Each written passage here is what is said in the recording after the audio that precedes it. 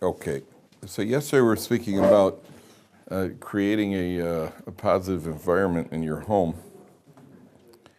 so that your children should want to follow your ways in Yiddishkeit, and that the only way to do that is if you create a situation where the kids feel that the Yiddishkeit is fun without being silly. Fun means it's better for the word fun is probably not the right word. It's got to be upbeat, and they feel that the parents are enthusiastic about their Yiddishkeit. If they sense that the parents are, and this is a mistake. This is why Balei Tshuvas often have a higher rate of kids who leave the fold than the standard from. One of the, you better not put that there. You knock it off with your elbow. One of the reasons is because Balei Tshuvas are very well-meaning, and they certainly don't want their kids to repeat the mistakes they've made.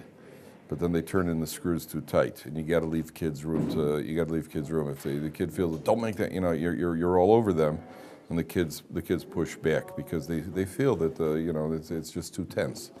And so in a mainstream Torah home, things have to be very, very laid back, and the key to it is the Shabbos table. The Shabbos table has to be, it's a mistake many people make. They approach the Shabbos table where it's going to be only Torah at the Shabbos table, and then the kids aren't looking forward to that. The kid's been learning in Cheder all week. People are coming to the Shabbos table for communication, not education. You should write that down. People are coming for communication, not education. Family wants to be a family. They want the father to get up there and start giving a lecture at the Shabbos table. And when somebody says a Dvar Torah, everybody tenses up. Okay, boo, you're just sitting there waiting for this to end so I can go back to my schnitzel. And therefore, it's got to be very casual, and the Torah should be casual, and it should be. I don't think we've ever used the word Dvar Torah at our Shabbos table ever. Nobody said, okay, I'm going to say Dvar Torah now. Just go right. Just go right. No one ever. If you're talking sports at the table, no one ever says, okay, there's going to be a Dvar Sports now. All right. No one ever says, okay, sports break, sports update. No one ever announces it. No one ever says, you're going to talk politics. No one ever says, okay, political update now at the table. So why are you announcing a Dvar Torah? Why are you announcing it? To the contrary, if you announce you're making a Dvar Torah, it make it seem like the Torah is a visitor at the table. Okay, let's get the Torah out of here as quickly as possible so we can go back to real life. And that's a mistake. It should be as natural as anything else. And a Torah Jew, v'dibarta bam, when it says in Kriya Shema, we say v'dibarta bam. V'dibarta bam means you should discuss them. That means you're a person who's supposed to talk Torah on a regular basis. Doesn't mean to walk around being a walking tape recorder. What a Dvar Torah means that a person should be very, very natural, and put things in a Torah perspective. Say, hey, I heard something interesting on the parsha. You got to hear this. Avram Avinu, and it just lapse into it, and it should be just a natural part of our conversation. The truth of the matter is, reality of life is the more interested you are in something, the more natural it becomes. So obviously, if you're interested in Torah, that's naturally, and the people around you are interested in Torah, that's naturally what's going to follow. But if the people are not, Torah is hard to develop an interest for. It has to be, but kids have to grow up in a home that's up here. Moshe Feinstein was once asked, he knew two families that came from Europe after the war, and in one of the families, both fathers or grandfathers, refused to work on Shabbos, and they kept getting fired every week, like it was in America. In the 40s, you don't show up to work on Sunday. On Saturday, don't bother reporting on Monday. You lose your job. Okay, so these two men both ended up losing their jobs. One of them raised a very successful Torah family. His sons and son-in-law, his grandchildren, all became serious Torah scholars. And the other ones, kids were marginally religious. And Rabbi Moshe Feinstein knew both. So somebody asked Rabbi Moshe Feinstein, how do you explain that? He says, look, I knew both men. One man used to come home, every time he lost his job, he'd say to his family, look, it's rough, I lost my job, but we have the privilege of serving HaKadosh Baruch Hu. Things will work out, it'll be okay, this is part of being a Jew. The other guy used to come home and say, oh, it's rough being a Jew. Oh, it's tough being a Jew. This is, all right, So he said the one who came home upbeat, his kids remained in the fold. The one who came home complaining about Judaism, well, if my dad's complaining about Judaism, why should it be any different for me? And that's why that's a very important lesson. Balei Tshuvas have to always watch that. Make sure the home is upbeat. Don't expect your kids to just want to learn Mishnayos. They'll be like, yeah, my kids are going to, all they'll do is talk Aramaic and learn Mishnayos and do mitzvahs. It doesn't work that. Kids want candy and they want to run around, they want to hit their sisters. That's what kids want to do. And so you have to help them. Okay. All right, let's go on. Now take a look at Pasuk. Okay, so Avraham Avinu has these guests in the house, and then take a look at Pasuk Yud. Page 80, Pasuk Yud, second line from the top. Vayomer Shov, the angel says to him like this, and he doesn't know they're angels yet. Vayomer Shov Ashuv Elecha Ke'es Chaya, I will return to you at this time next year. That's exactly how ArtScroll translates it. V'hinei bein l'sari ishtecha. Now, Sarah, your son, will be holding a child. V'Sara shomas pesach ha'ol v'hu acharav. Sarah was listening at the entrance of the oil. Sarah was sitting there, she listened at the entrance of the oil. She was very tsanua. She was hidden away back in the tent. And this guy says, well, I'm going to come back a year from now, and Sarah's going to be holding a child. Now, let's read about 5 psukim here. Avram v'Sara zakenim boim bayam. Avram and Sarah were elderly. They were getting along in years. Sarah had stopped menstruating. She no longer had the weight of women. And now she hears this guy say, well, I'm going to come back in a year, and you're going to be holding a child. So what is Sarah's reaction? Vatitzchak Sarah bekirba lemar. Sarah laughs inside and she says, and I'm going to, after I'm worn out, how does the ArtScroll translate? After I've withered, I'm elderly, I'm going to have delicate skin again. I'm going to go back to my youth. Vadoni again. And in addition, my husband is an elderly man too. Come on, I have a kid. Vayomer Hashem al Avram. God says to Avram, Lama zet tzachak asar lemor. Why did Sarah laugh and say, why did Sarah laugh and say, is it likely I'm going to have a child? Hayipole me Hashem dover. Is anything beyond Hashem? I'll be back in a year, and Sarah will be holding a child. Okay? Now, go back for a moment to the previous parsha. On page 74, we have an interesting occurrence, almost the same occurrence. It's right in the middle of the page where the big white space is. And it says like this, Vayomer Elokim el Avram, page 74. 74, Pasuk 15 is right in the middle of the page. Vayomer Elokim el Avram. God says to Avram, Sarai ishtecha lo sikra shema Sarai. Don't call her Sarai anymore. Ki Sarah shema. Her name is going to be turned to Sarah.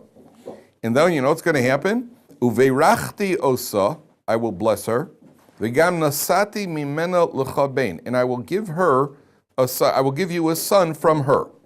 Uveirachtia, and I will bless her. V'haisa goyim, she'll be big nations. U'malchei amim mimenu. There are going to be kings emerging from her. One more pasuk. Vayipol Avram al panav vayitzchak. Avram falls on his face and he laughs. Vayomer belibo halaven mea shana yivoled v'im Sarah bas tishim shana teled. Am I going to give birth at 100 years and Sarah give birth at 90 years old? So Avram laughed also. So why is Sarah criticized over here for laughing and Avram didn't laugh? Isn't criticized. Why is Sarah criticized? Avram Avinu is not criticized. Anybody got an answer? Avram was meant to laugh from joy, where Sarah was meant to have a shadow of doubt. Oh, very good. How do you know that? Where's the difference? So the answer is there are 2 types of laughters. There's a laughter where you laugh externally. That's the laughter of joy, usually often inappropriate, but it's a laughter of joy. When somebody slips on a banana peel, you laugh. You don't laugh internally. It's usually a loud guffaw, right? It's inappropriate, but we laugh. There's an internal laugh, which is a derisive laugh. Right? That's not a laugh of joy. By the way, do you know why you laugh at any point? You know why you ever laugh? Why does a person, when you laugh? You laugh at something that's absurd. That's why there's something called a punchline. You're not ready for it. It was an absurdity. It's something that took you by surprise. That's why we laugh at inappropriate times. You laugh. There's nothing funny about a guy slipping on a banana peel, but it's hysterical. Right? There's nothing funny about somebody sitting on a chair and the chair collapses. The guy goes, oh, and there's nothing wrong with your brother bends down and he sits up and he hits his head on the table. There's nothing funny about that. And when you laugh, then he pounds you and he laughs, right? There's nothing funny about it. Why do you laugh? You laugh because it's totally unexpected. That's why you find people laugh, believe it or not. First of all, what's Yitzchak's name? What does Yitzchak's name mean? Laughter. That's a funny name. We'll name a kid Laughter. You know why Yitzchak is called Laughter? And Yitzchak is the father of the Jewish people. The first Jewish child is called Laughter. You know why Yitzchak is called? God says you'll call him Yitzchak. You'll name him Yitzchak. Why? No, because that was a derisive laughter. You know why he's called Yitzchak? Because his mom was so old. And therefore what? You're right. And therefore what? It's absurd that she should have a child. The whole thing is a laugh. It's ridiculous. She's, according to the Medrash, she doesn't have a womb. How can a woman like that? She's old. She doesn't have a womb. She's completely infertile, and she's going to have a child. An elderly couple is going to have a child. It's the most ridiculous thing in the world. That's laughter, and that's why Yitzchak is the first natural. Yitzchak has to be born that way. Yitzchak has to be born in a supernatural way. You know why? Because that's the entire existence of the Jewish people. Our existence is a beyond nature existence. That puts the genetic a characteristic into us of surviving beyond natural law. Our survival is ridiculous. Our survival is absolutely ridiculous. And Yitzchak represents the survival of the Jewish people beyond natural law, which we spoke about Thursday night at the Mishmar about Bris Milah, being that we survive beyond natural law. It's ridiculous. We shouldn't be here. It doesn't make any sense. That's why it's called laughter. Do you know there's a phenomenon of people who are sitting Shiva? Nobody should ever have to sit Shiva. People are sitting Shiva, and there's a certain point where people could actually get the giggles when they're sitting Shiva. They're sitting Shiva, and all of a sudden the family members who are bereaved, will all of a sudden they'll hit a state of laughter, which is often at the end followed by crying. But they'll hit a state of laughter. Do you know why? Because it's ridiculous. There was a human being who was alive just now. Now he's gone. It doesn't make any sense. It's completely against it at a deep level. It's completely against anything. It's absurd. That's where a person laughs. When a person laughs externally, you're laughing as what we call laughter. It was a good laugh. They even have laugh tracks on TV. Everything's for the laugh. A good laugh. Internally, it's derisive. It's a derisive laughter. Okay, that's why sorry is criticized. So there's a very interesting Ramban. The Ramban says, "What's sorry man to criticize for? Or what'd she do wrong?" I mean, how would you feel? You're 90 years old. You're no longer. You're past childbearing years. 3 vagrants come out of the desert. They've had too much sun as it is, and one says, "Yes, and next year you'll be holding a baby." Right? And you always see these strange people that you go to maybe if you go to the Kotel. There's always somebody weird who he's either dressed like King David or King David's harp or something like that. Or some vagrant who gives you a blessing but smells remarkably like vodka. Oh well, he said so. So I guess it's going to be. I mean, some guy comes in and says, "Well, you're going to have a child next year." Oh, okay. Thank you. You'd also laugh derisively. So, I mean, just imagine somebody say, "Well, Kaplan, you're about to go win the lottery and win $10 million. Right? What would your reaction be if I'd say that to you? Okay, right. Yeah, you wouldn't put much credibility on it. It's the wrong reaction. You know what the reaction is? The reaction is, Amen. That's what the reaction is. The reaction is, Amen. Amen means, may it be so. Now, you have to be very careful. The Ramban says, Sarai Menu should have said Amen. You heard the guy give you a bracha, he should have said Amen. Not because he's a mysterious guy who might be one of the 36 hidden tzaddikim. Usually mysterious people who you think, if they're very mysterious looking guy, creepy looking people who you think, he might be one of the 36 hidden tzaddikim, he's usually one of the 36 hidden drug dealers, right? So don't, we're not worried about 36 hidden tzaddikim. It's not because he might be a tzaddik. It's because when you say Amen, you are acknowledging the fact nothing is beyond God's ability. And you should have said Amen. Amen would have meant, okay, I don't know if this guy's, I don't know his credibility. But the fact that he said, next year I'll have a child, I say Amen because God could do it. That's what Amen means. Sorry, Amen was taken to task because her laughter implies God can't do it. Forget the individual. The individual's a weirdo. But so what? The weirdo said something. So say Amen. Maybe, Amen. It could happen. That's why Sorry Amen was taken to task. She should have said Amen. That's what the Ramban says.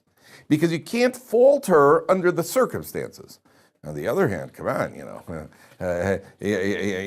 don't think God could do it? You don't think God could do it? So we have an obligation, gentlemen, that under any circumstances we have to believe God could do it. Will God do it is a different question. But part of our faith is that no matter what the situation is, we have to believe God could do it. Not that he necessarily will do it, but he could do it. Did you ever hear of Stephen Bradbury? You ever heard of Stephen Bradbury? Stephen Bradbury was an Olympic ice skater from Australia.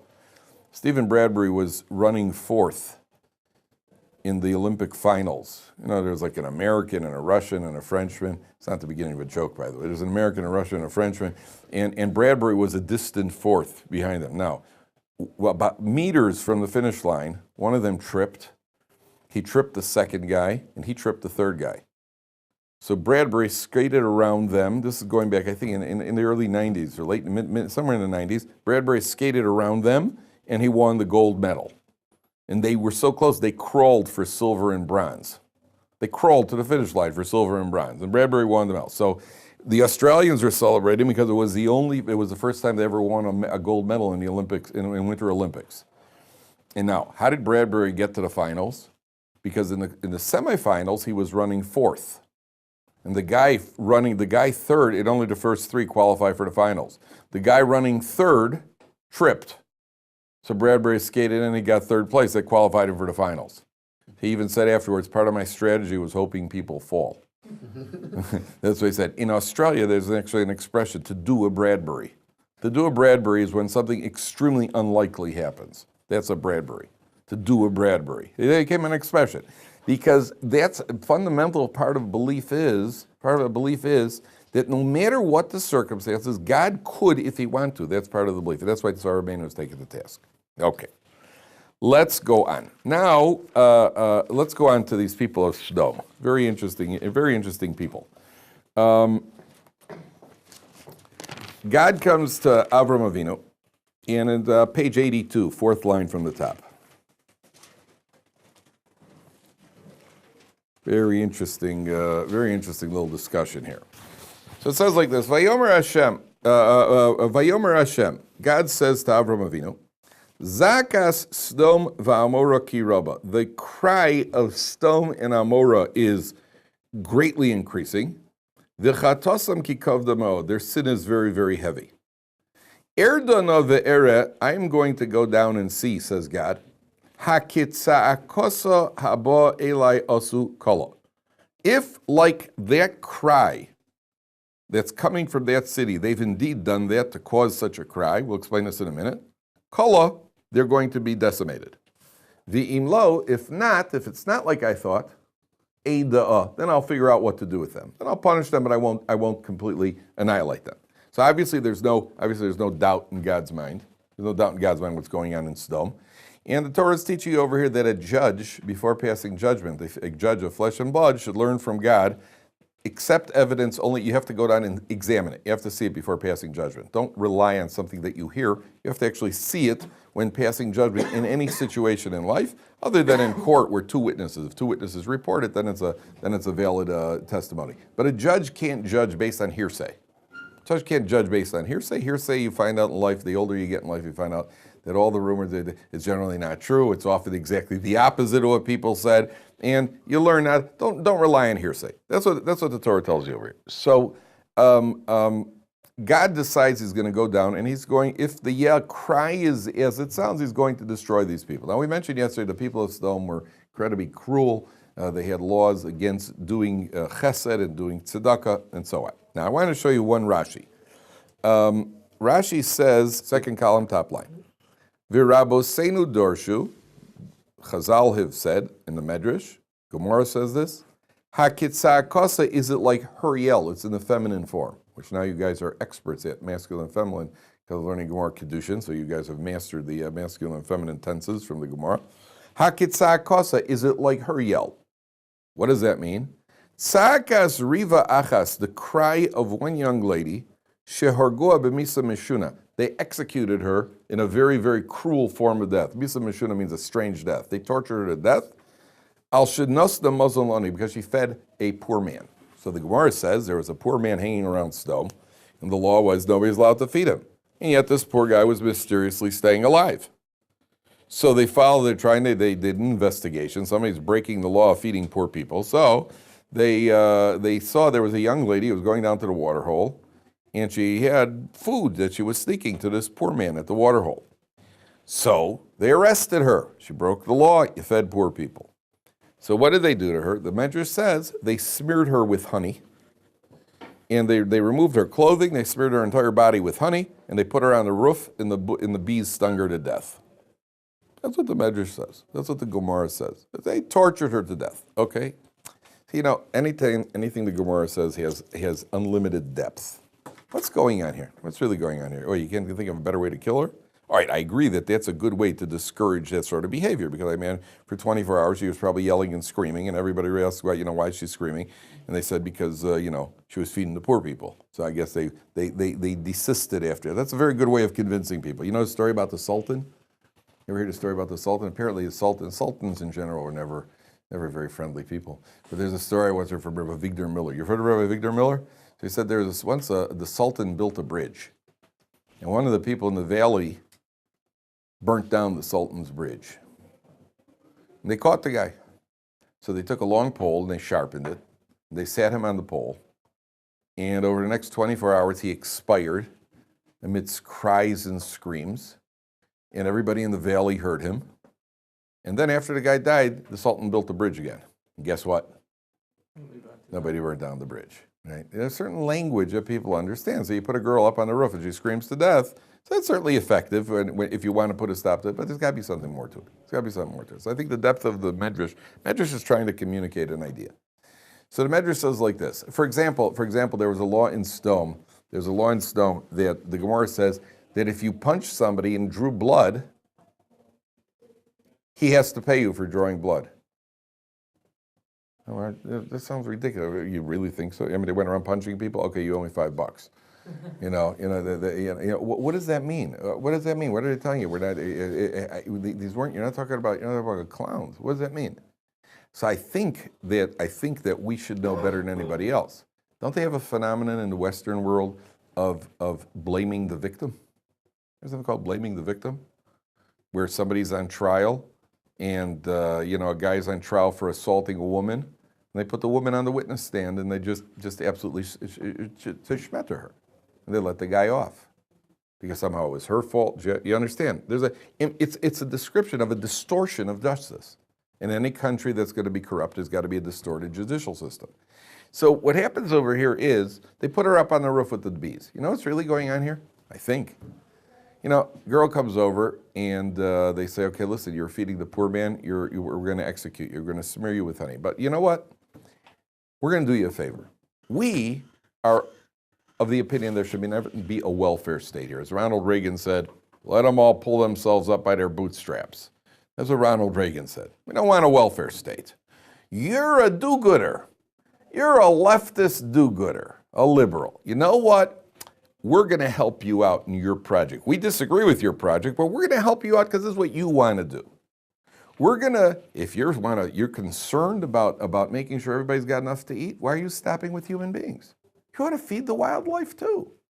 And not only that, why only use your hands? If you're into it, be completely into it. So we're going to do you a favor. We're going to help you. We're going to smear you with honey, and now you could go feed the bees. So what's her reaction? Yeah, no, I'm going to die. Why should you die from a bee sting? One bee sting ain't going to kill you. So because there's not going to be one bee sting. One bee will come, tell the other bees that are all going to come and die of bee stings. So their answer to her is, that's exactly what we're saying. You're going to start bringing in poor people into town? You know what's going to happen? One poor guy will bring in another poor guy, and he'll bring in another poor guy. And then they're going to overrun our economy. Then they're going to deplete our economy. That's exactly why we don't want to do it. Isn't that a good argument? There's only one problem. What's the problem with the argument? They're wrong. That's the problem. The problem is they're wrong. It's a beautiful argument, which you will find when you're married. You'll be right, you'll be right, you'll be right. But you'll be wrong. Right? No matter how right you are, you will be wrong. Right? They're absolutely right. Logically, they're absolutely right. Except the Torah says, don't be a jerk. And so what? So you don't be so selfish. You're too bad. You have to, even non-Jews have to do chesed, you have to do tzedakah. It's what's called a mitzvah sichli. Sichli means it's an intuitive mitzvah that even the Bnei Noach are supposed to know. And therefore, these people deserve to die. Well, you understand there's a depth to what's going on here. It's not just a child's story about chopping legs off and smearing bees with honey. There's obviously a depth to it. Chazal are trying to communicate a depth to it. Yeah, go ahead, Eli. By smearing her with honey, could it be also saying that this place was so bad that they could take something so sweet and rich and turn it into... Very good, yeah. Excellent. It could very well be contained. You could even take honey and ruin it. Take something sweet. And that was their what do you call it? There's actually a medrash that says Eliezer, Avram's faithful servant Eliezer, the Gemara says he once went to Sodom. And the guy punched him. He said, you owe me money. And he took him to court. I punched you, I drew blood, you owe me money. So he said, oh, okay. Well, if that's the law, he said, yeah. They took him to court, and the judge rules. He says, he punched you, drew blood, you owe him money. Eliezer says, is that the law? He said, yeah. So he punched the judge and drew blood. He said, okay, you pay him the money, I owe him. You owe me, you pay him. Right? Now, there was another law in Sodom. It says if a man caused a woman to miscarry, so he'd say to the husband, all right, let me have her, I'll repregnantize her for you. That was a law in Sodom. I'll make her pregnant for you. What does that sound like? What does that sound like? Justified immorality. Justified immorality. We're living in that world. That's the world we live in. Just justified immorality. And they're couching it in terms. Chazal are couching it in terms. It's going to be immorality. What could be more noble? And that's the world that we live in today. That's the world that we live in. Immorality is two consenting adults. What's it your business? They're fine. They're allowed to. Don't be so phobic and so on and so forth. That's the justification. Okay. Now, God comes to Avraham Avinu and he says to Avraham, okay, I'm going to destroy Sodom. So now we have a conversation where, I'll just read the first couple of psukim. Take a look at Pasuk Chaf Daled. Avraham Avinu says to God, Ulai yesh chamishim tzadikim. It's Pasuk 24. Ulai yesh chamishim tzadikim esocha ir. Maybe there will be 50 tzadikim in the city. You won't let them off in the merit of these 50 tzadikim? So God says, I'll let them off. So Avraham says, okay, please forgive me. What about 45? God says, okay, 45. What about 40? 40. What about 30? So they make a joke. This is Maisa Ovo Similabanim. This is a what do you call it? A prelude to what do we think? That's why Jews always Jew people down. He's trying to get the price down. We got it already from Avraham Avinu. First Jewish bargainer in history. 50, 45. How about 40? How about 40? How about 30? How about 30? How about 20? And Avraham Avinu gets them down. Okay. So, and then he says, if I find 10 tzaddikim, I won't destroy the city. And they don't find 10 tzaddikim. So, there's a very interesting take on this over here. Yeah, quickly. What does Avraham Avinu care about Sodom? Oh, good question. Very good question. And they point that out. The commentaries actually point out. Avraham Avinu, what do you care about Sodom? I mean, these guys are exactly the opposite of you. You're Mr. Chesed, these are Mr. Cruelty. The answer is, you see what Avraham Avinu, he was concerned. Maybe we could do something for these people. He was very concerned. The Satmar Rabbi, Rabbi Yoel from Satmar, if you know anything about Rabbi Yoel from Satmar, was virulently anti the state, the Zionist state. He was the most outspoken proponent against Zionism, and even wrote a book on it. And that was the approach. I mean, listen, there's a lot to say for his argument. I'm not taking a stand one way or another, but just remember at the declaration of statehood, some 6,000 people were sentenced to death by declaring a state. The next day there was a war. The Arabs attacked the next day. 6,000 people died in the war. You understand? Somebody had to make that decision. Somebody had to make the decision. This is the best thing under the circumstances. I mean, you're making a decision where you know you're going to be attacked, and the alternative is to not make the decision. So you understand? It's not such a simple decision. Whatever it was, the religious end of it and the coming back to the land of Israel, the whole Zionism issue. So Rabbi Yoel from Satmar was a very, very vocal opponent of the Zionists. So a Jew once came to Rabbi Yoel from Satmar. He says, I don't understand you. How can you be so vocally against the Zionists? Look at Avraham Avinu. Avraham Avinu went for the people of Sodom, and you see that he negotiated with God to try to save them. How can you be so vocally opposed to the Zionists? Look at Avraham Avinu. With these people are certainly worse than the Zionists. So look what Avraham Avinu did for them. You know what Rabbi Satmar said to him? He said, look, the Torah only tells us what Avraham Avinu said to God. The Torah doesn't tell us what Avraham Avinu was saying to the people of Sodom. Avraham Avinu was probably telling people of Sodom, hey people, you got to get your act together and cut this out. The Torah only reports what Avraham Avinu said to God. It doesn't tell us what he said to the people of Sodom. And you only know what I say to the Zionists. You don't know what I say to God about the Zionists. That's what he said. So, Avraham Avinu, you're talking to God over here. We don't know how he dealt with the people of Sodom. So he's trying to help everybody. Okay? Very good. It's a very good question. You see that Avraham Avinu, they're diametrically opposed to him ideologically. He still cares about the people. Okay? Now, I heard a story once from Rabbi Tatz. There was a woman in one of the ghettos, one of the ghettos during World War II. A Jewish woman was pregnant. and she had to get out to a woman's doctor. So she snuck out of the ghetto, and she went to this woman's doctor, a German woman. And the German woman said to her, listen, you can't go to the ghetto because you're going to get annihilated. So, you can't go back there. She said, yeah, well, what am I going to do? She said, you stay in my house. I'll hide you. She said, yeah, but I have a husband. She said, bring your husband with. She said, yeah, but, I have parents. She said, bring your parents with also. She said, yeah, but my husband has parents too. She said, bring his parents. She said, yeah, but I have brothers and sisters. She said, bring them. Bring your husband. I think she hid 22 family members in her house for about a year and a half. She hid them. And then they all survived the war. Okay? Years later, they were making the children and the grandchildren. There were over 200 descendants of that young lady who had originally come out, and she was already a great-grandmother. And all of her children were making like a 50th anniversary for her and her husband, 50th anniversary. They decided to go to Germany and see if they could track down this woman doctor who had saved them, and they actually found her, and they flew her in to this family celebration. There were 200 descendants, and to show her this is a result of what you've done. Nothing goes lost. You think you just saved 2 people, 22 people, you saved the entire generations over here. So then somebody said to her, what were you thinking? What were you thinking when you did that? Right? Why did you do that? She said, well, I knew the biblical story about Abraham in the city of Sodom. And I was thinking maybe if I could find 9 other people like myself, maybe we'd be able to save Germany from destruction. And I didn't find 9 other people, right? So the Torah is telling you over here, Avraham Avinu, he cares about these people. It's a very good question. So what happens? God says, okay, if I find 10 people. Now I want to ask you a question, gentlemen. Imagine he found 10 people. Let's say God found 10 people, 10 tzaddikim. And the next day, Sodom, or one of the 5 cities, it was 10 per city. But let's say he found 50 tzaddikim. And none of the cities would have been destroyed. What do you think the Sodom headlines would have said the next day? What would the headlines be in the Sodom newspaper the next day? 15 tzaddikim murdered. I'm sorry, that's pretty. They wouldn't kill anybody. They wouldn't know. They wouldn't even know. The headlines wouldn't say anything. Nobody knew that. They didn't know that God was saying that they're going to be destroyed. Yet their existence would be owed to the 50 people, right? So sometimes people say, guys are sitting and learning Torah in Israel. What are your Torah contributing to the country? How are you contributing? You want to see what would happen if we stopped learning Torah? You really want to see? Okay? You don't want to see. Because we believe that the Torah is the protection of Klal Yisrael. So, protection could manifest itself in many ways. There are many times in life you're protected, you don't even know what was going to happen. You don't know what was supposed to happen. A person doesn't know, he has no idea where he could have ended up.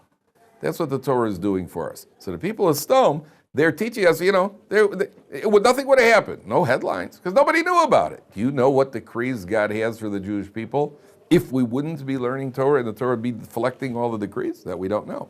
Therefore, the lesson here is action does not define your contribution. You have a doctor. Imagine you have a doctor. We had a guy here once who was an emergency room doctor. He was a student here. He's an emergency room doctor. He worked the night shift in the emergency room. He'd go back to the United States for 2 weeks. He earned $1,000 a night. He'd work for 2 weeks and he had enough money to support himself for 6 months in Israel. Emergency room doctor. Okay? Now, imagine you have an emergency room doctor and he works every night in a New York City emergency room where you see all sorts of good things. And he's stitching up people and saving lives. Imagine how many lives this guy saves in the course of a year. Just imagine how many lives he saves in the course of a year. He's there, saves at least five lives a night. Good. So in the course of the year, he saves 1,500 lives. In the course of a lifetime, how many lives is he going to save? Let's say he does it for 50 years. 1,500 times 50, 75,000 lives in the course of a year. Not bad, right? Not bad. You got another guy who's sitting and doing cancer research. He's in a laboratory for 25 years. 25 years he's back there killing rats. Right? He's doing cancer research. And one day he finds a cure for cancer. How many lives is he going to save in a day with the cure for cancer? Every single day. He'll save more lives per day than that guy saved an entire lifetime of an emergency room. Because action does not necessarily indicate what your real contribution is. a guy doing cancer research versus a guy who's what are the guys riding in the hospital called? The guys, the guys who ride in the ambulances. What are they called? What's it called? EMT, paramedics, EMTs. These guys, who's contributing more? And the same thing in the military. You got generals in the back room in strategy. You got another guy in a tank. Who's contributing more? The general's got the whole war at his feet. You understand? Action is a very deceptive piece. It's an optical illusion. Action is not an indication of what your real contribution is, and quite the contrary. Often the more action there is, the less you're contributing. And so on and so forth. There are many examples like that. That's what Torah does for us. Torah is the contributor. There's no action. How can you be contributing? Because there's another dimension. It's called a ruchni dimension. There's a spiritual dimension. That spiritual dimension is where our contribution is, and that protects the Jewish people. Okay. Now, go on a little bit to Perek Yud Tes Pasuk Dal. Skip on to the next chapter. I actually heard a story once about a guy. Guy goes to the marketplace. He wants to. Guy goes to the marketplace. He's a poor shoemaker, so he goes to the marketplace. He wants to see how people conduct themselves in business. So he goes to the marketplace and he sees a guy selling a horse. He goes, 500 rubles for the horse. 500 rubles for the horse. So a guy walks over and says, I'll give you 100 rubles for the horse. 500, 100. Says 450, 100. The other guy's Jewish. 450, 100. 400, 100. 350. Gets him down. 101, 100. Right? Okay, take it for 100. So he gives him 100 rubles. He marches off with the horse. This guy's watching. He goes over to the salesman and says, I understand. You wanted 500 rubles. You sold it for 20% of your asking price. How could you have made any money on that deal? He said, I did great on that deal. He says, but you got 20% of your asking price. He says, yeah, but the horse is lame. The horse is lame. He's not even worth 100 rubles. Now I understand why I'm not in business. He goes over to the other guy and says, look, I know you think you're smart. You got it for 20% of the price, but the horse is lame. The guy says, I did great on this deal. He says, it's not even worth 100 rubles. He said, yeah, look at this. He holds up the horse's hoof, and he's got a nail in the hoof. Says to the guy, look, I saw the horse. You think I don't know the horse was lame? I've been around horses my whole life. But I saw the horse is lame, but I also saw the nail. I'll take out the nail. The horse will be fine. I did great on this deal. The guy's head is spinning. He goes back to the first case. He says, you got to admit defeat. The horse had a nail in his hoof. He says, I did great on this deal. So the guy always got a nail in his hoof. He says, I know. I put the nail in the horse's hoof. You see, the horse is lame even without the nail. I put the nail in his hoof, so this guy would think when he sees that the horse is lame that it's because of the nail. The guy's mom, she says, hey, this is ridiculous. He goes back to the first guy, says, listen, you got to admit defeat. The horse is lame. He says, I did great on this deal. He's like, how could you have done great? The horse, he says, the money I gave him is counterfeit. He goes back to the first guy, says, now you got to admit defeat. He says, why? He says, the money you gave you is counterfeit. I did great on this deal. He says, yeah, but the money's counterfeit. Yeah, it was never my horse to sell to begin with.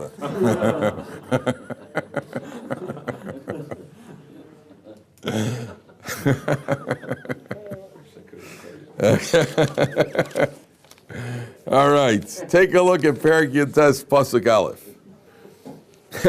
Vayavo shnei hamalachim Sodom ba'erev. The two angels come to Sodom. Page 84, right in the middle of the page. Page 84, right in the middle of the page. Deep story, right, Eli? Okay. Vayavo shnei hamalachim Sodom ba'erev. V'lot yoshev b'shar Sodom. Lot was in the gates of Sodom. Vayar Lot vayakam likrasa vayishtachu apayim arza. Lot bows down to the two angels. And he says like this, Vayomer hinena Adonai. Now, listen, my masters. Suruna el beis avdechem, which is against the law. I want you to come to my house. It's already breaking the law in Sodom. You're not allowed to bring in guests. Vilinu, you sleep. V'rachatzu raglechem. V'ishkamtem, you wake up. V'alachtem adarkechem. Lot learned hospitality in Avram Avinu's home. So you're a guest. You bring them in. Vayomer lo, no. Ki berchov nolin. We're going to sleep out in the road, out in the street. Vayivtzar bam me'od. Lot urges them very much. Vayasuru elav. They go to Lot's house. Vayavo el beso. Vayasle mishto matzo sofa vayochelu. He bakes them. He makes them a feast, and they ate. And Rashi says they made themselves look like they eat. Angels don't eat. Now, look at the next two psukim, because now we're going to see the evil of the people of Sodom. One of the most shocking, and this is where they get the name Sodom. Terem yishkavu. Before they had barely laid down. How does the arts go? They had not yet lain down. The Anshe Ha'ir, Anshe Sodom Nasabu Alabais. The people of Sodom surrounded the house, Minar ve'ad Zaked, young to old. Kol ha'amikatze, guests. Word is out in Sodom. Guests in the house. You know, the whole town comes out. They surround the house. Vayikru elot vayomru lo ayeya noshim asher boy lachalai. Where are the men who've come to your house? Hotziem elenu v'neidosam. Bring them out to us that we may know them. Right? In other words, we're going to sodomize them, which is where the word sodomy comes from. It comes from the word Sodom. That's where the Sodom and Sodom, that's where it comes from. Now, obviously, this is a very good way of discouraging visitors. Right? If a visitor goes, it's like a United States penitentiary. You go to a United States federal penitentiary, you're in big trouble. You're in very big trouble in a United States federal penitentiary. Stay out. The lesson is be good and stay out of federal penitentiaries because they're dangerous places. And this happens to people all the time. So the people of Sodom surround the house. Let's have them. Let's have them. Now, Rav Hirsch points out over here, we see in this pasuk the key to why Sodom has to be destroyed. Anybody see it? In pasuk in pasuk Daled, the key, very subtle, why does the entire city have to be destroyed? Why is there no hope for Sodom? Because they all came out young and old. Because they all came out young and old, yeah. What about, okay, so they all came out, okay. Yeah, collective sinning. What about it? What about it tells you? There's no tzaddikim there to save. There's no tzaddikim there, but why? What's the indication here that they're at the point of no return? What's the indication they're at the point of no return? Very subtle in that pasuk. There's an indication here, they're at the, what's that? There's no hesitation. No hesitation. What else?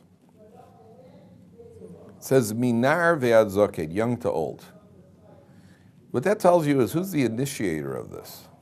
No. The youth are the initiators of this, young to old. Now what that tells you is, if it's the old people dragging along the young people, then there's always hope. We'll work on the youth. If they're so indoctrinated already with the evil that it's already at a young age, that's what you lose. You can't do anything. Anybody who's ever been a pulpit, a rabbi who moves into a community, your goal is always go for the youth. Old people are set in their ways already. Old people are set in their ways. And here, it's already indoctrinated in youth. You can't do anything with them. Once it's indoctrinated, they grew up with it. This is the way of life.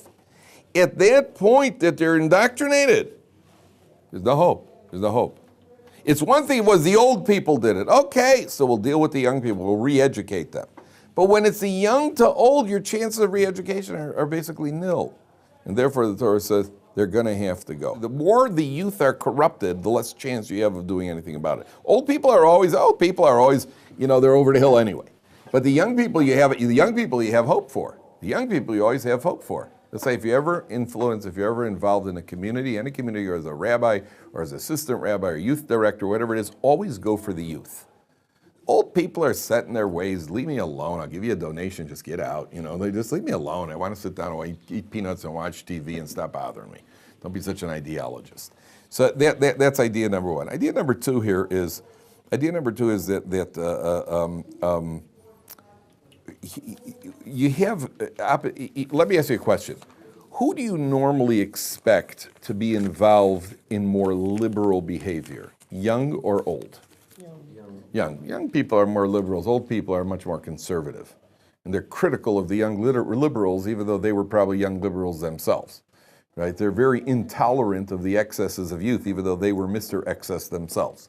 Right? Who do you expect to be a little more on the tough edge when it comes to running a country? Who's going to be a tougher? Who's going to run a tougher country? Older people or younger people? Older.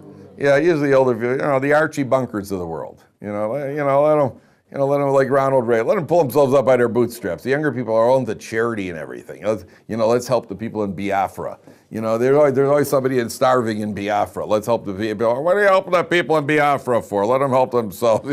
If I go get a job, will you bum? That's how the older people talk. Here, you find a crossover. You've got the old people are willing to get involved in immoral behavior like sodomy, which normally older people are, that's already too liberal for me. And you got the young people who are willing to be involved in cruelty, which is out of character. The young people always love everybody, be kind to everybody, be kind to the whales, be kind to everybody, put razor blades in human food because of the cruelty to the whales, and that sort of thing. So the young people are always very idealized, very soft. Here you got a crossover. Even the old people are involved in the immorality, and even the young people are involved in cruelty. There's no hope. They're completely locked into their ways. Okay, now, this is the next shocker. Lot goes out to the people, top of page 86, and this is a pretty big shocker here. Vayetze aleim Lot hapescha v'adela sogar acharav. Vayomar al noachai tareu. Please do not do this wrong. Do not do this. He goes out to talk to the people. Please do not do this. Hineina li shtei vanos. I have two daughters. Asher lo yadu ish. They're virgins. I'll send my daughters out to you. Have a good time with my daughters. Leave the two men alone. Could you imagine a father doing that? Can you imagine any father in the world doing that? So I'm going to show you tomorrow that millions of fathers in the world do that. You have to stop.